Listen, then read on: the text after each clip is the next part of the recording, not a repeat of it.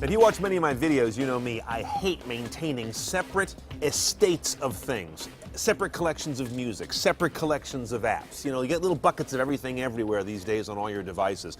That's where mirrorlink technology may offer some relief.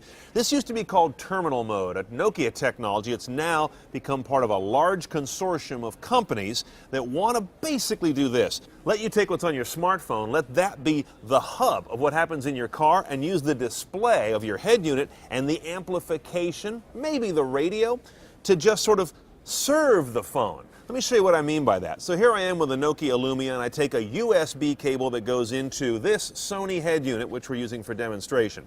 As you can see, when I do that, it wakes up and says, aha, I'm connected to a mirrorlink technology-enabled head unit.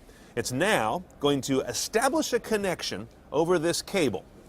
Notice that we've gone into drive mode on the phone. And this is not a drive mode you can escape like on Android. You can't just say, oh, go to my desktop of apps right now so I can screw around with Facebook. No, you are in drive mode as long as you're connected here. Then go to this mirrorlink selection on the head unit, because this is certified to work this way. And notice what we've got, a perfect replication of what's on the phone to the screen. The difference is what's on the screen is bigger, mounted, stable, and of course connected to amplification and other technologies coming into the head unit. You put this in your glove box basically and say, I'm done with the phone. You can make your calls here. It's nice and big. It's an easy readout. You can have a navigation app here like it says for drive, music. All of these are services that will be built in by the phone maker onto their handset with their software stack and then echoed on the screen. It's not a very complimentary term, but basically this becomes a dumb display. And all the processing, the app load, and all of that is on the phone. Now notice, though, that none of this says that the head unit maker has to sit on the sidelines and just make the dumb display. They can also put in a tuner, navigation, their own Pandora, or all of these can also live under mirrorlink. That's where you get the flexibility to decide if you want to go all mirrorlink, phone-centric, or if you want to spread some of the functionality across two different devices.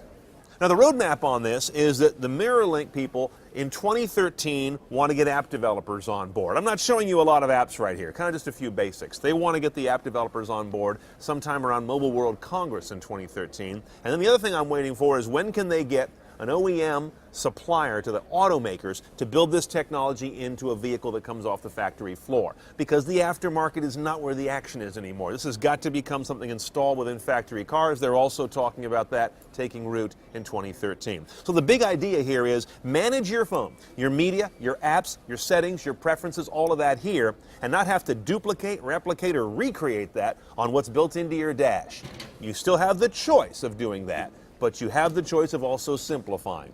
Now the folks behind Mirrorlink, the Car Connectivity Consortium, they're going to run a curated app presence once those apps start to arrive. You can't just stick any app here or access any app you install. They'll make sure that they are automotive, contextual, useful for the driver, and done in a way that is low distraction and very reliable in function. I like the idea. We'll be watching it in 2013, see how the potential develops.